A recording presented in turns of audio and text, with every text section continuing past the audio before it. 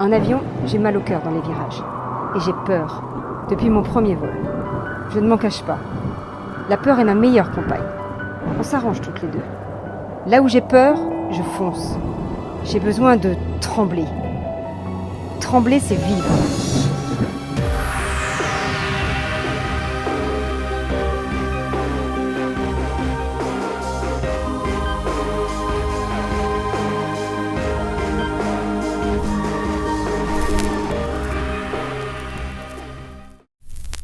Terrain d'aviation de Los Tamarindos, au nord de Mendoza, en Argentine. On est le 1er avril 1921, il y a 100 ans. Adrienne Bolland, entourée dans du papier journal, maintenue par un pyjama, le tout recouvert par un vêtement de cuir, monte dans son caudron G3. Le caudron G3, c'est 80 chevaux, 50 km/h en vitesse de croisière. Un tout petit avion. Elle va tenter un vol direct sur Santiago, au Chili, et donc traverser les Andes qui culminent entre 4000 et 6500 mètres. Il est 6 heures quand elle s'élance, sans carte, sans boussole, sans même un pare-brise. Il n'y en a pas sur le caudron G3. Dès 2000 mètres, elle est confrontée à des vents extrêmes. À 3800 mètres, le caudron n'en peut plus. Impossible d'aller plus haut. L'avion recule sous les bourrasques et la neige soulevée par le vent limite dangereusement la visibilité. Adrienne ne renonce pas et tente le tout pour le tout. Elle s'approche des parois rocheuses pour bénéficier de courants ascendants. Elle lutte pour monter encore. À 4280 mètres, d'instinct, elle sait que son avion n'ira pas plus haut. Elle trouve un passage étroit qui, petit à petit, s'ouvre sur la plaine avec, en point de mire, Santiago. Arrivée sur le terrain, harassée mais victorieuse, 10 ans avant Mermoz et Guillaumet, le 1er avril 1921, Adrienne Bolland devient la première femme à franchir les Andes à bord d'un caudron G3. Aucun Français n'est présent à son arrivée pour la fêter le 1er avril. L'ambassadeur de France dira même qu'il a cru à un poisson d'avril. Adrienne, c'est une sacrée pilote. Elle le dit elle-même. Sur Terre, je suis insupportable. En 1924, elle réalisera 212 loopings en 72 minutes. C'est un record qui, encore à l'heure actuelle, est inégalé. Et elle a arrêté, dit-elle, parce que l'avion montrait des signes de faiblesse. Mais les temps sont difficiles. Les pilotes ne trouvent pas toujours des embauches. Alors quand on est une femme, eh bien on mange pas tous les jours à sa faim. Et Adrienne n'est pas la seule en ce début de siècle à éprouver des difficultés. Hommes et femmes paient le prix fort pour avoir osé investir ce nouvel espace de liberté qu'est l'aéronautique. C'est un monde nouveau donc, pas normé, pas réglementé et très peu encadré. Femmes, hommes, même combat. Mais ça va pas durer. L'après-guerre, c'est bien sûr le temps des compagnies aériennes, la structuration, mais aussi les premiers salaires fixes. Le 31 mai 1926, la Commission internationale de navigation aérienne autorise les femmes à naviguer sur les lignes aériennes. Mais déconseille de leur confier des passagers. Qu'est-ce que ça veut dire?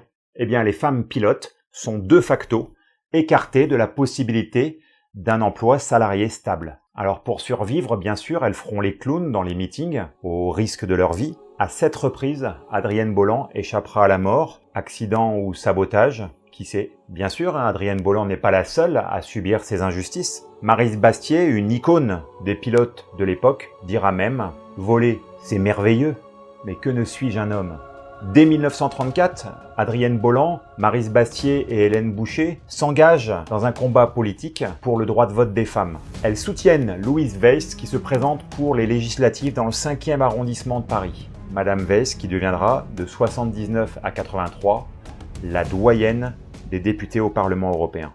En 1939, c'est la guerre, et ces femmes pilotes militent aussitôt pour la création d'une phalange féminine au sein de l'armée de l'air. Projet qui est aussitôt mis au placard par la hiérarchie militaire et bien sûr moqué par les journalistes de l'époque. Ils iront même jusqu'à parler des Amazones de l'air.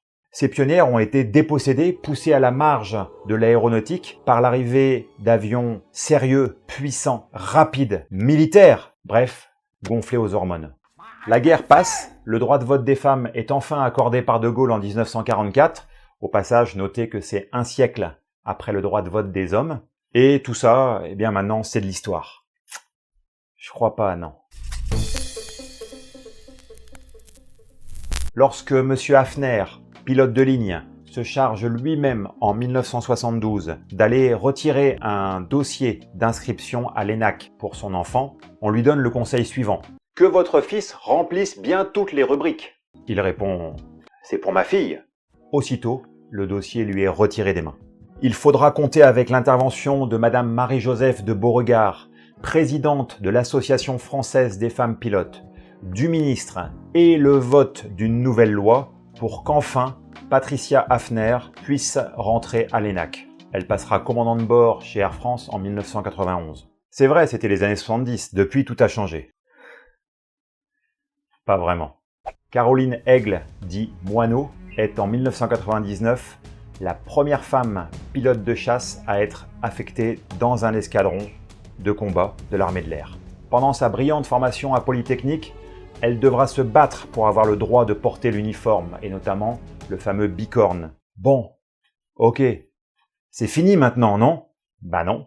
Nathalie Hurlin, championne de vol en planeur, brevetée le jour de ses 16 ans, plus de 650 heures de vol, invaincue toujours à ce jour sur le record du plus grand circuit en moins de 25 ans, 766 km, mais elle doit attendre 2009 pour intégrer l'équipe de France, où jamais aucune femme, à compétences et performances égales, n'a été admise. Pour les femmes, le combat pour exister en tant que pilote se double d'un combat au sol, face à l'ignorance crasse de beaucoup. Libre, oui, engagé, bien sûr, femme et pilote. C'est une farce. Quel culot! Pensez-y quand vous êtes dans les cockpits. À bientôt.